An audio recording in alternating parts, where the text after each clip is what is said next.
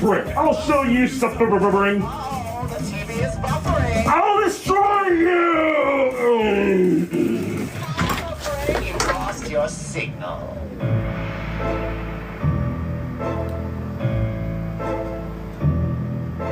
Let's be. Is Rox as strong as he purports, or is it based on his support? He'd be powerless without the other bees. Oh, please! And here's the sugar on the cream. He asked me to join his team.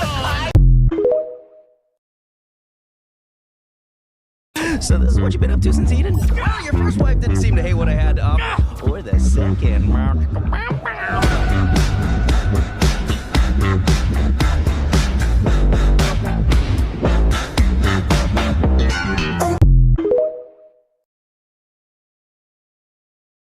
Я прошу, останься до утра. I love you, Саша. Я тебя так же. Ты ведь хочешь? Даже очень. I love you, Саша. Я тебя так же. Ты ведь хочешь? Даже очень. So the first thing we need to do is butter the pan. Do not!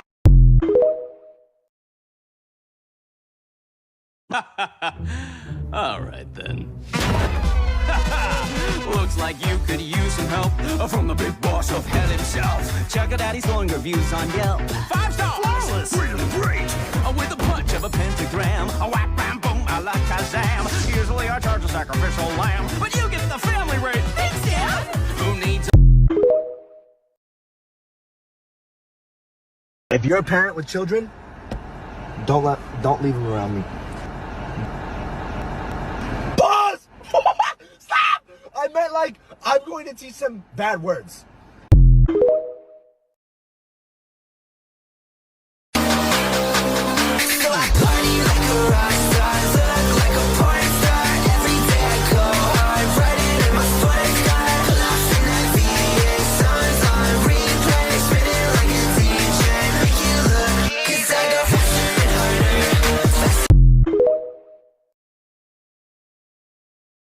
Wait, smile again.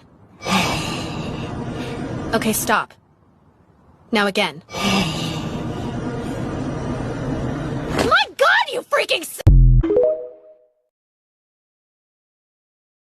Did you notice in Hazbin Hotel that the angels are just as violent as the sinners that we see in hell? In fact, Vaggie in the beginning song sequence even tells Charlie that angels are bloodthirsty and deranged. And this does hold true throughout the majority of the series, especially when we're looking at Vaggie. Because when you look at it, Vaggie is one of the most violent people in the main cast. She's extremely militaristic and she resorts to bloodshed far too quickly. This also holds true when Charlie meets Adam and Lute, and they're just as violent as Vaggie was. And of course, we cannot forget the exorcist scene right before Heaven attacks, where they're so crass that Adam even tells them to calm down. And I just find it very interesting that the angels that are exorcists are just as violent as sinners, if not even more so. And I wonder if in season 2 we're going to get a lot more into the hierarchy of heaven and also what the exorcists have actually gone through in order to get to that point. They could take this in a very interesting way when we start getting into the different types of angels, if this is nature or nurture. It would be really interesting if we got Vaggie's backstory and we see that they actually taught them to be this violent and to be this bloodthirsty.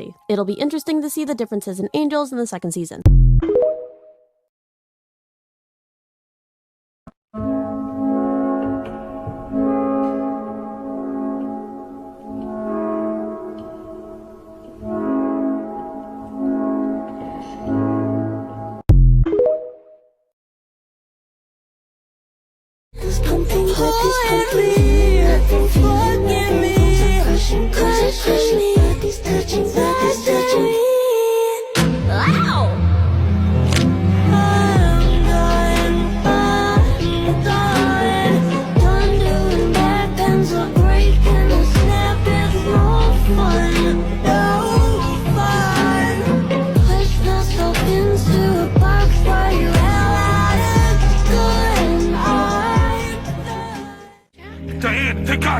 Diane. Okay, Diane, you're gonna save me, right?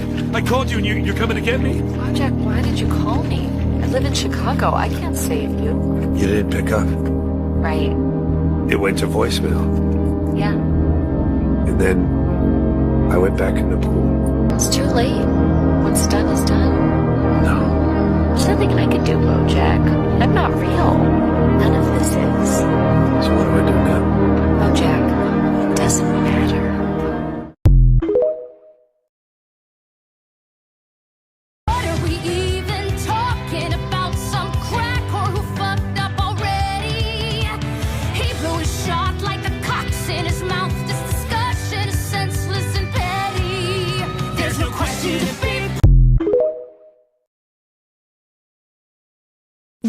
Hazbin Hotel that Adam was actually completely right about how to get into heaven, and I find it so baffling because it was actually confirmed in the very first episode that Adam was 100% correct. Because as we know in episode 6, Adam, off the top of his head, creates a list on how to get into heaven, and it goes as follows. Act selfless, don't steal, and stick it to the man. Clearly, this is a very simplistic view on how to be a righteous person, but when you start to think about it, Adam was correct. Because in the beginning of the show, Lucifer did the exact opposite of this and got kicked out of heaven. Because I think that Lucifer stole the apple that gave humans free will from the elder angels. And this was a completely selfish action for Lucifer to take because he didn't care about the consequences, he just wanted his dreams to come to fruition. And of course, after all of this, he took his punishment without sticking it to the man and ended up being sent down to live in hell. That's right, the list that Adam actually has is the exact opposite of what Lucifer did. Meaning that in theory, if being selfish, stealing, and submitting to authority can get you sent down to hell, then the exact opposite should get you into heaven. Beg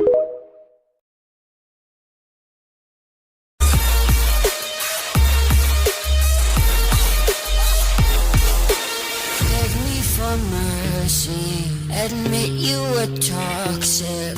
You poisoned me just for another dollar in your pocket. Now I am the violence, I am the sickness. Won't accept your silence, beg me for forgiveness. Okay, I've got a lot to get through and not a lot of time, and I feel like you weren't hearing me before, so here goes. I know hell's population is out of control. It's a bad situation, it's taking a toll. If we rehab these sinners and cleanse all their souls at my Hazbin Hotel. Wait, I'm getting ahead of myself. Right, extermination. I know you guys fly down just to kill once a year, and it must be annoying to schlep all the way here. If they join you in heaven, that trip disappears. Making my Adam helmet, part 2. There, save us all precious time. If what you're suggesting is letting them climb up the ladder, oh, they'd rather cross the pearly gates. Well, sorry, sweetie, but there's no defying their fates. Cause hell is forever, whether you like it or not. Had their chance to behave better, now they boil in the pot. Cause the rules are black and white, there's no use in trying to fight it. Making my Adam helmet, part 3. Fair is fair, an eye for an eye. Yeah. When all said and done, there's the question of fun. And for those of us with divine ordainment, extermination is entertainment. Guitar solo, fuck yeah. See you in the next video. Making my Adam cosplay, costume edition. There's the question of fun. And for those of us with divine ordainment, extermination is entertainment. Guitar solo, fuck yeah. Hell is forever, whether you like it or not. Had their chance to behave better, now they boil in the pot. Cause the rules are black.